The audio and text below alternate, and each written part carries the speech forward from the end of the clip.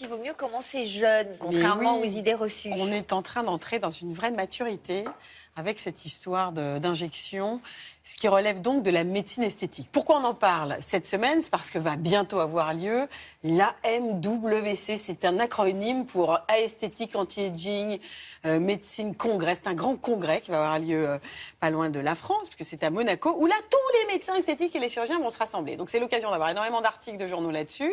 Et vous allez retrouver le pour et le contre, parce qu'on reste dans cette dualité-là. Moi, ce que je peux vous dire, depuis près de 10 ans maintenant que j'observe ce milieu, c'est que c'est incroyable le progrès qui est en train d'être fait.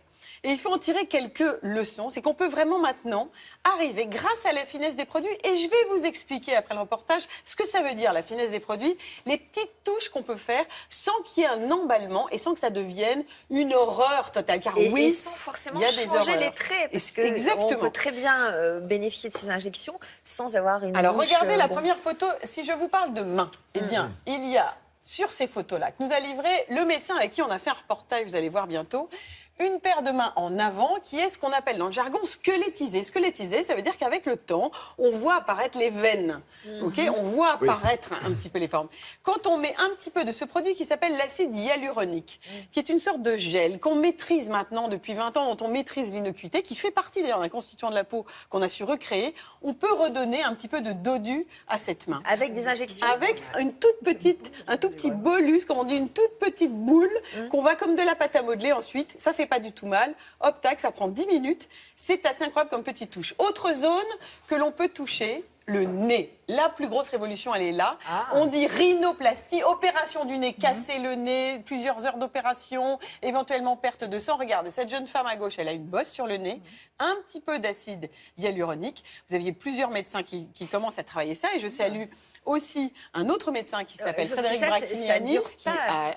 Non, ça dure 18 mois, voilà. Ça dure 2 ans, mais ça permet d'abord de se rendre compte, peut-être d'aller jusqu'à l'indication qui relève de la chirurgie éventuellement, mais peut-être de s'en satisfaire aussi.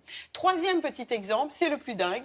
On peut presque parler des zones où on n'osait pas aller, les no-go zones en esthétique. Et ben on voit la une sur les oreilles.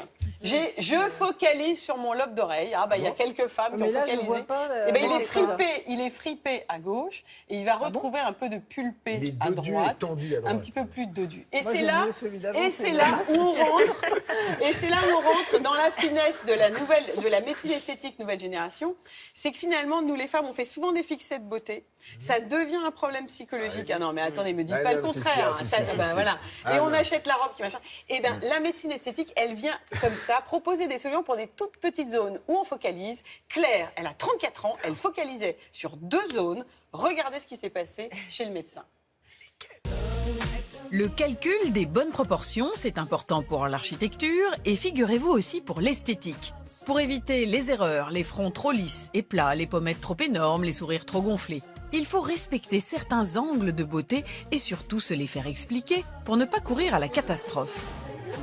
Nous savons qu'il n'y a pas plus subjectif que la beauté. La beauté, c'est une émotion personnelle. Pour autant, nous, les médecins esthétiques, nous devons avoir une attitude qui reste scientifique.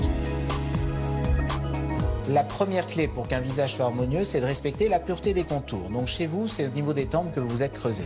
Si vous observez Claire, en effet, le haut de son visage semble un peu carré, un peu dur. La deuxième clé, c'est de respecter la symétrie des moitiés. Le fait que, quand vous souriez, la droite et la gauche s'animent de manière équilibrée. Quand vous froncez les sourcils, c'est le cas aussi.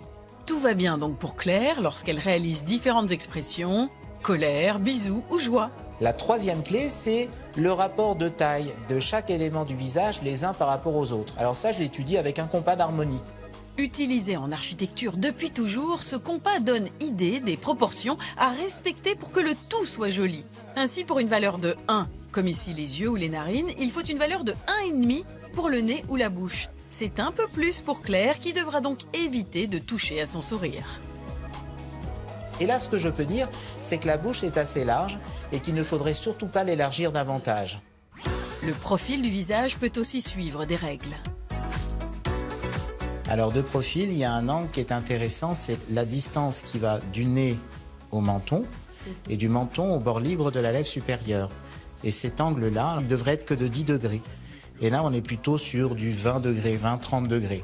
Donc si on sait projeter un tout petit peu le menton, on va harmoniser davantage votre profil. Grâce à toutes ces données, le médecin esthétique sait où injecter un peu d'acide hyaluronique pour retrouver une beauté naturelle. Et pour Claire, ce sera juste sur les tempes et sur le bout du menton.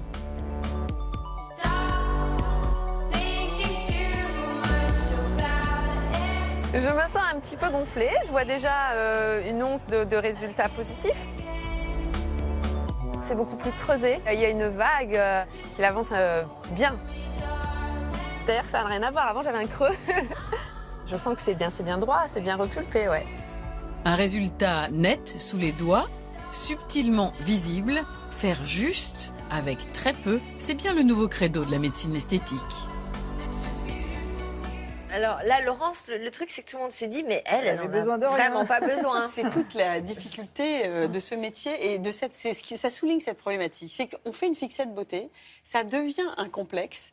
Et c'est peut-être la face la plus cachée encore de la médecine esthétique, c'est de voir à quel point, pour quelques petites choses qui sont faites, ça va replacer la femme dans un bien-être. Il y a un impact psychologique qui est réel parce que tout d'un coup, on s'est focalisé. Mais à l'inverse aussi, ça peut créer un emballement. Parce qu'à force d'avoir voulu effacer des trucs, on se focalise sur une petite ride et puis une autre et on devient un espèce d'elephant woman. Et franchement, là, ça devient épouvantable. Donc, alors, juste, en fait, plus on commence jeune, plus on évite que la ride ne se creuse. Voilà, on recule le temps. Alors, pourquoi ça maintenant, je peux en parler, et pourquoi maintenant c'est possible? Qu'est-ce qui s'est passé? On l'a déjà raconté, les produits dits de comblement, qu'on appelle aussi les fillers, pour reprendre un terme anglais, qui comblent le creux qui est fait par la ride, ils ont été inventés à une époque où il y a une très grande maladie qui est apparue, qui est le sida, qui creusait complètement les gens, et il fallait leur redonner des volumes. Donc dans ces années-là, on avait affaire, alors ça c'est de la confiture, du gel douche et du liquide vaisselle, c'est moi qui ai inventé ça. On avait affaire à quelque chose de complètement transparent, qui était solide comme ça, d'accord, qui faisait vraiment du comblement. Depuis 20 ans qu'on travaille, qu'on a le recul là-dessus, on est en train d'affiner ce qu'on appelle en mot jargon la réticulation, c'est-à-dire des agents chimiques dans l'innocuité qui peuvent arriver à détricoter un peu des structures fortes comme ça pour en faire des structures plus liquides, plus proches du gel douche, encore plus liquides, mais qui tiennent quand même un peu comme un gel. Dans le mot jargon, on dit coercitif. Donc, c'est quoi l'avantage? Donc, c'est l'avantage, c'est que ça se fond mieux. C'est biomimétique, donc ça va bien s'adapter à la peau, puisqu'encore une fois, c'est un constituant de la peau qu'on a reconstitué. Et est-ce que c'est biodégradable? Est-ce qu'à un moment donné, ça va se dissoudre? Tout à fait. C'est-à-dire que comme c'est un constituant de la peau qui est recopié et que la peau l'avait détruit, la peau sait encore le redétruire. Selon les zones, la mobilité, selon les zones, quand on fait le nez, ça tient beaucoup plus longtemps que quand on fait les joues, pour redonner aussi. On peut travailler que l'hydratation, l'éclat de la peau avec simplement du super liquide, comme on peut travailler le creux avec du donc super ça veut dire que cohésif. le médecin va choisir les endroits où il met soit de l'acide hyaluronique, soit du botox, alors, soit du botox et acide hyaluronique, c'est deux systèmes différents.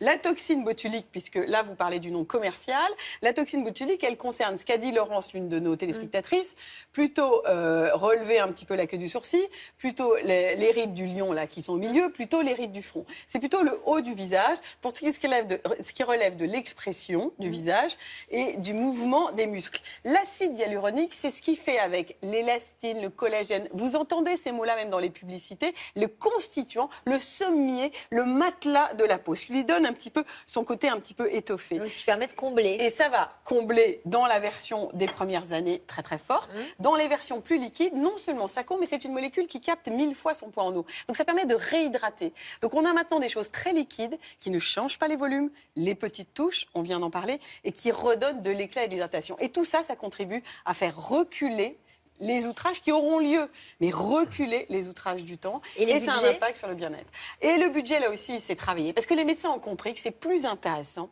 de voir quelqu'un sur le long cours plutôt que de l'assommer d'un coup. Donc, mais non, ensuite, il y a aussi des budgets qui varient selon le loyer du médecin. Le prix n'est pas le même selon que vous êtes à Antibes, à Nice, à Paris ou au Mans. Mais on est autour de 180, 200 € la séance maintenant. Là où autrefois, on était à beaucoup plus. Alexandre? Alors encore deux commentaires, deux témoignages, Laurence. Louise, que voilà. Alors la photo, elle est un peu trafiquée, sa photo. Je pense qu'elle l'a un petit peu recrayonnée. Elle dit en revanche une chose intéressante. Elle dit l'acide hyaluronique, c'est très bien pour les sillons nasogéniens. C'est ce que vous avez dit tout à l'heure. Mais elle dit, désolé, mais non. Bah, c'est ce qu'elle dit. Alors, c'est ce qu'elle dit. Et elle dit, moi, j'aimerais bien tester le Botox au coin des lèvres. J'ai peur d'avoir un jour un sourire en biais. Et elles sont nombreuses à dire ça. Alors, juste quand même, je le dis parce que c'est une idée reçue. Le sillon nasogénien, c'est là. Pendant longtemps, on a injecté là et on s'est rendu compte que chez certaines, ça pouvait faire hamster ou boudin. Il faut en parler avec un professionnel. On s'est aussi rendu compte maintenant qu'en mettant du plus fluide, plus haut là, on tire légèrement là grâce au produit et ça va atténuer le sillon. Tout ça est en finesse. Reprenez le reportage sur le replay de plus.fr. Vous verrez que ce médecin, il a un compas. Et si je vous ai parlé des angles de la beauté, c'est pour vous montrer à quel point on peut réfléchir tout ça. Et grâce à ce compas, nous, patientes, prendre conscience de ce qu'il faut, ne faut pas faire et comment. Promis, on ira voir. Quand il y a trop de boulot à faire, eh ben on fait rien. On est tranquille. Un tout petit dernier qui n'apporte pas de commentaires, qui n'a pas besoin. C'est Valérie qui dit, quand même, après un bypass et 24 kilos en moins, quelques injections et j'ai retrouvé bonne mine. Voilà, merci pour tous vos témoignages.